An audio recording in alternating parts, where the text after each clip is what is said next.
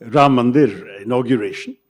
And I can see that there are many, many areas we can talk about. I must say I have some sympathy for Mr. Devakumar Dikshita, who came and talked about the missing Dhwaja Stambham, because the fact is that in Kerala all temples have a Dhwaja Stambham, and we, following the Agama Shastras, would normally expect this temple to have that. I'm not sure it's accurate to say there are no agamas in the north. The agamas are written everywhere, and as far as I'm aware, that shastra applies in many northern temples also, but each temple has its own distinctive style. It's also part of the diversity that Hinduism celebrates.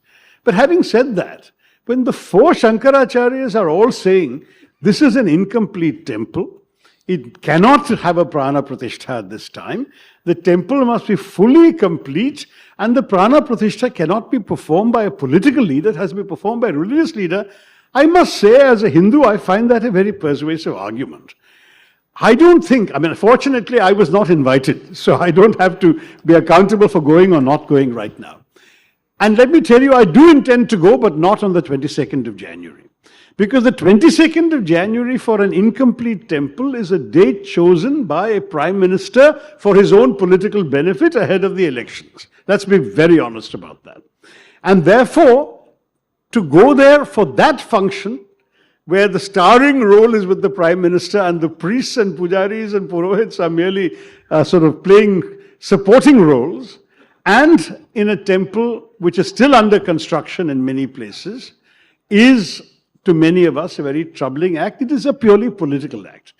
And I would love to see politics and Hinduism kept separate from each other. I don't believe that ours is a religion that prescribes any role for politicians in its conduct. Of course, kings were always powerful in the ancient days. And at the same time,